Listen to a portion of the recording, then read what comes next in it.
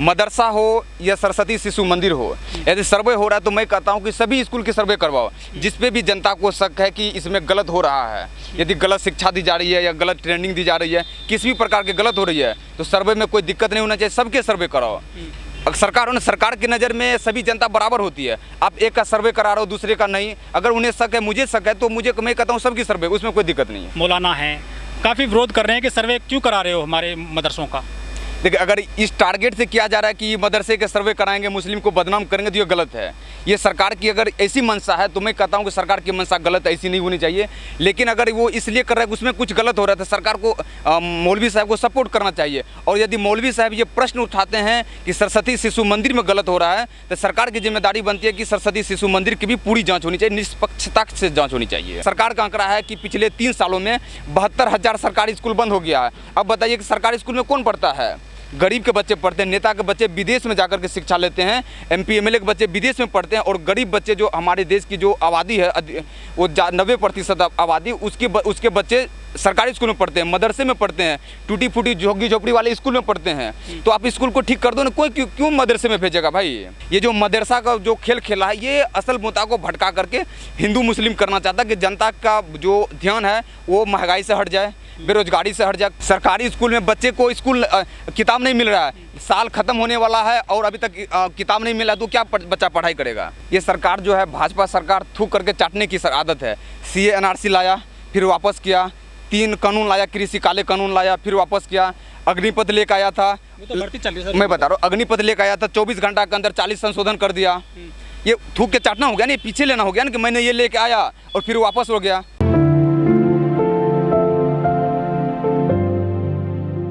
नहीं, यदि सर्वे हो रहा है तो इसमें कोई गलत नहीं है। मैं कहता हूं कि अगर आपको शक है, सरकार को अगर कोई दिक्कत है, सरकार को शक है कि उसमें गलत हो रहा है, तो आप निस्संदेह सर्वे करवा लीजिए। और मैं मदरसे के जो भी मौलवी साहब हैं, मैं उनसे भी कहना चाहता हूं कि अगर सरकार चाह रही है सर्वे करना, तो आप उनको मदद करो, सर्वे करने दो। लेकिन अगर उन्हें मौलवी साहब को ये दिक्कत है या किसी भी व्यक्ति को ये शक है कि सरस्वती शिशु मंदिर जो RSS का स्कूल है, अगर उस पर सर्वे होना चाहिए, तो फिर इसमें भी सरकार को कोई दिक्कत नहीं होना चाहिए।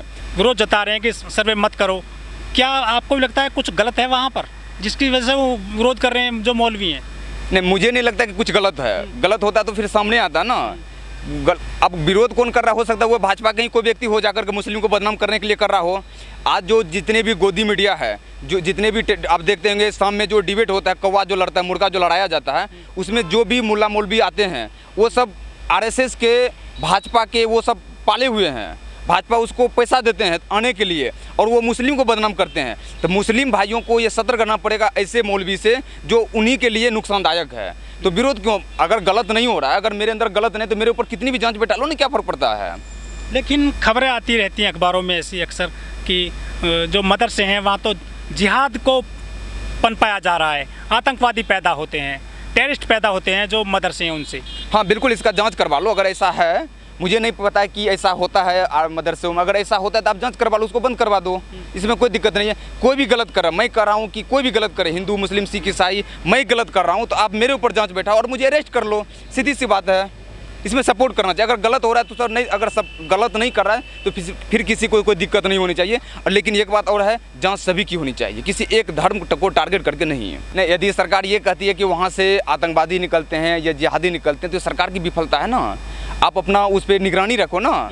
ये सरकार का, अगर मैं कुछ गलत कर रहा हूँ और देश के खिलाफ कर रहा हूँ, ये सरकार की विफलता है। हमारी तो भाई है कि हम गलत कर रहे हैं, लेकिन इससे ज़्यादा सरकार की जिम्मेदारी बनती है कि सरकार नज़र बना के रखे कि कहाँ गलत हो रहा है, कहाँ सही हो रहा है।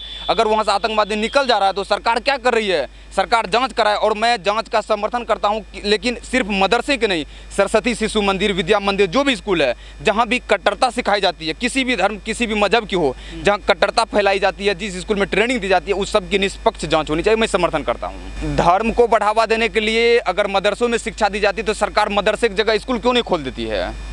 मदरसे में मैं जहाँ तक मुस्लिम समाज को समझा हूँ या मुस्लिम भाई को मैंने देखा हूँ, कोई भी अच्छे व्यक्ति मदरसे में अपने बच्चे को नहीं भेजते हैं। मदरसे में वो भेजते हैं जहाँ स्कूल नहीं है, जिनकी आर्थिक स्थिति खराब है।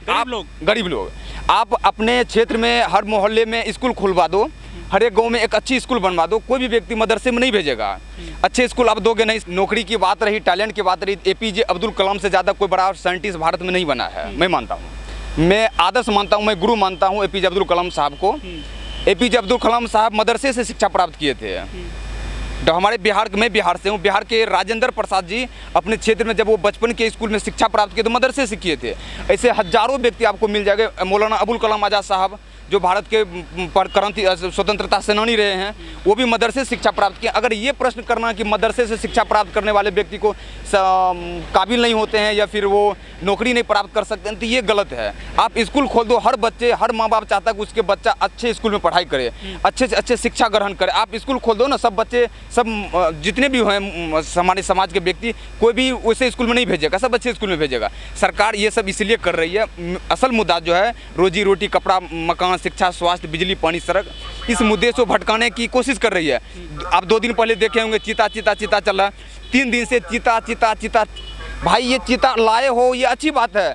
देश में चीता नहीं था, आपने 8 चीता ले आया करोड़ों रुपया खर्च करके, एतराज नहीं है। लेकिन उस चीता से क्या हुआ? आप जो 4 दिन से ढोल पीट रहे हो, सरकार, भारत के प्रधानमंत्री, केंद्रीय मंत्री जा करके हिरण वहाँ पे चीता का स्वागत कर रहा है। भाई देश की जो मूल समस्या है, बेरोजगारी का, महंगाई का, बढ़ती पेट्रोल डीजल के दामों का, गिरती अर्थव्यवस्था का, इस पे ध्यान ना जाए किसी का, इस पे टीवी डिबेट ना हो, तो इसीलिए चीता चीता चीता क्या है। कल की सूचना है, इलाहाबाद में एक स्टूडेंट अपने ऊपर पेट्रोल डाल के आग लगा लिया।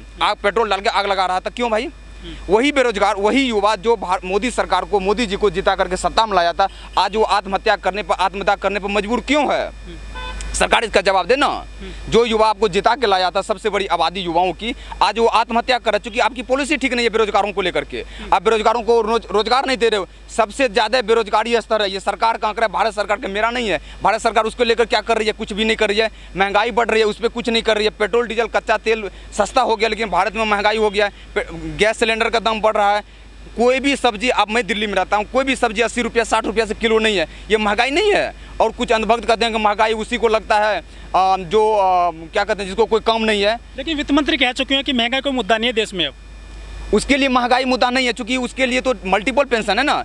किसी भी सांसद विधायक को मल्टीपल पेंशन मिलता है। अगर आप एक बार विधायक बन गए, दूसरी बार आप विधायक, सांसद, मंत्री कुछ भी बन गए, तो पहले का भी पेंशन मिलेगा, दूसरे का सैलरी मिलेगा।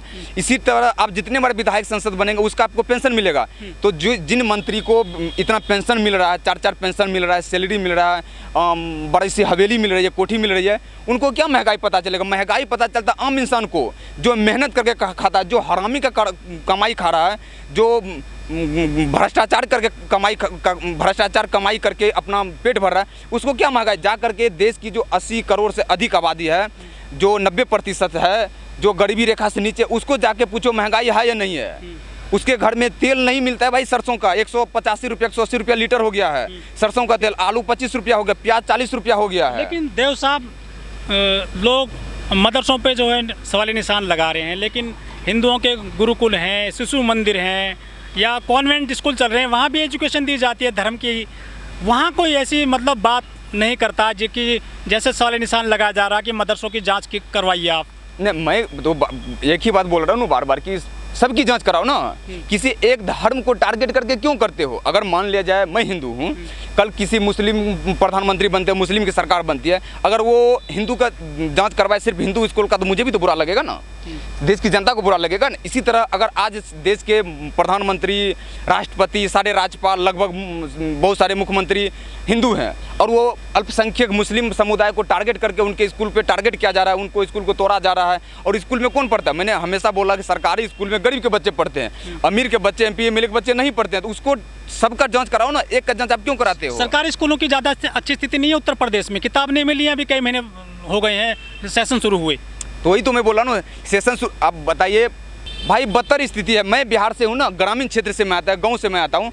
स्कूल की स्थिति बहुत ज़्यादा खराब है, जर्जर है। बहुत ज़्यादा आपको झोपड़ी मिलेगा, ऊपर पन्नी टंगा हुआ मिलेगा, टीना चदरा मिलेगा। बहुत ज़्यादा स्थिति खराब है सरकारी स्कूल की। स्कूल में बाउंड्री नहीं है, 5 क्लास तक है, एक टीचर है, विद्यार्थी 150, एक टीचर 150 विद्यार्थी को कैसे संभालेगा? बाउंड्री नहीं है, शौचालय नहीं है। किसी भी आप बिहार के, यूपी के सरकारी स्कूल में चले जाओ, बिना बताए हुए आपको शौचालय नहीं मिलेगा। अगर गलती से शौचालय बन भी गया है, खुदा न खासे, अच्छाई मानो बुराई मानो, जैसे भी अगर वो बन गया है, चालू नहीं है। लोग कह रहे हैं कि जो सर्वे किए जा रहे हैं ना मदरसों के, ये मिनी CA NRC जैसा लेकर के आ गए कानून, इस तरह का ही। देखिए, CA NRC को तो वापस लेना पड़ गया। तो क्या 2024 की जो ज़मीन तैयार की जा रही है बीजेपी के द्वारा, 2024 की तैयारी जो कर रही है सरकार, कोई भी सरकार, मैं मानता हूं कि श्रीलंका वाली हालत होगी। श्रीलंका में क्या हुआ था, नेताओं को दौरा दौरा के पीटा जा रहा था। आज वही स्थिति हमारे देश में होने की आवश्यकता है और वही होगी। आज जो हमारे देश में 80 करोड़ से अधिक आबादी गरीबी रेखा से नीचे है, और ऐसी गरीबी रेखा से नीचे है जो 2 वक्त की रोटी के लिए सरकार पर डिपेंड है, तो ये व्यक्ति बगावत करेगा, बागी तो निकलेगा, बगावत करेगा। तो सरकार के खिलाफ में जिस दिन ये सारे रोड पे आ जाएंगे, उस दिन ये सारे बात नहीं सुनेंगे, चप्पल जूता से स्वागत करेंगे नेताओं को, जिसने अभी तक जनताओं का शोषण किया है। चंडीगढ़ यूनिवर्सिटी का जो मामला आ रहा है, लड़कियों के साथ उनका जो वीडियो बना कर, उनके नहीं होना चाहिए ना, वो बहुत गलत हुआ है। किसी की भी पर्सनल लाइफ पे या वीडियो बना करके या उनको वायरल करना, इमेज खराब करना गलत है। उनकी पूरी जांच होनी चाहिए। और जो ऐसा किया है, कल मैंने सुना है कि 2 लड़का गिरफ्तार भी हुआ है और उसका कनाडा से भी लिंक है, उसकी पूरी जांच होनी चाहिए और ऐसे व्यक्ति को सख्त से सख्त सज़ा देनी चाहिए। हमारे जो समाज की बहन है, वो पढ़ने के लिए जाती है, उनके साथ अगर गलत किया जाता है, मिसयूज किया जाता है, तो उनकी जांच होनी चाहिए, चाहे कोई भी हो।